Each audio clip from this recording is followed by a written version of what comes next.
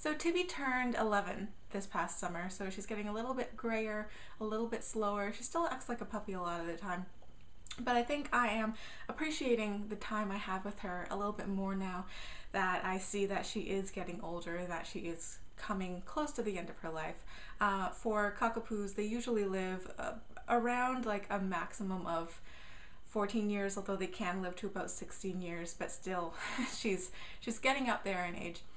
And I was just thinking today about all the little things that she does that we take for granted. And she is actually pretty intelligent, and in a lot of ways we have similar social mannerisms.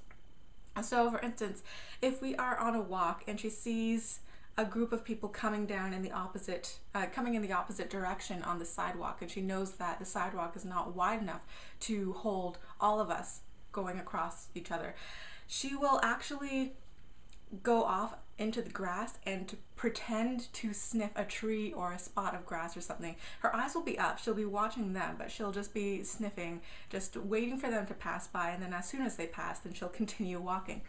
And I find that so interesting because how many times have we done that as humans? We see somebody that we know but we don't necessarily want to be talking to, and we'll just look down at our cell phones or something and just pretend to be distracted or pretend to be doing something else instead of actually socializing with them.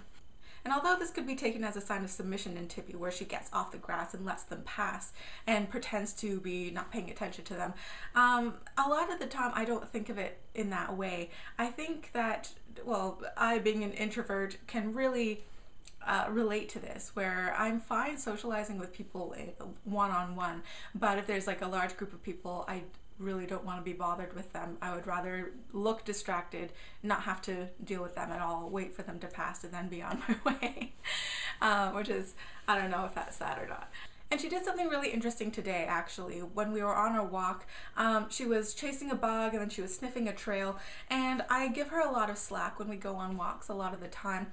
She has one of the retractable leads, but I like to, have a long lead for her to be able to follow whatever, and then I can just continue walking and she'll eventually catch up with me, as long as she doesn't run into the road or anything, but she's old enough to know not to do that. But she actually got herself tangled in between two trees because she was just distracted and walking back and forth between them.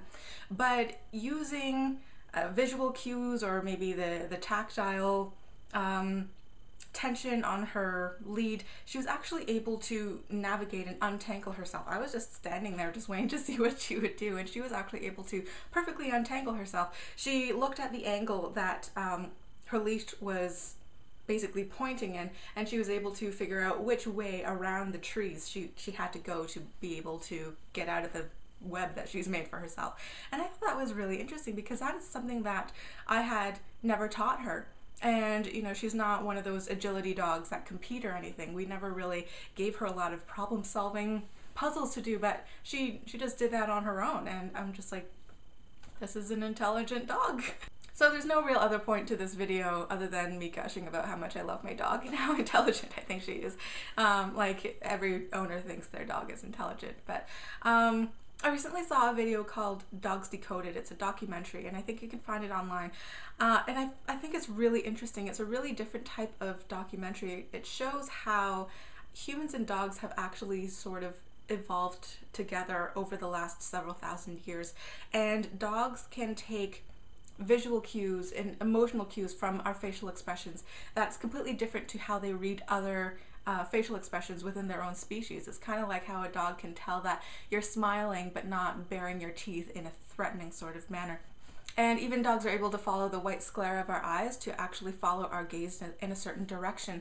And that is something that even chimpanzees can't do. That's a social cue that the dogs actually look at what we're looking at, as opposed to looking at our finger when we're pointing to something.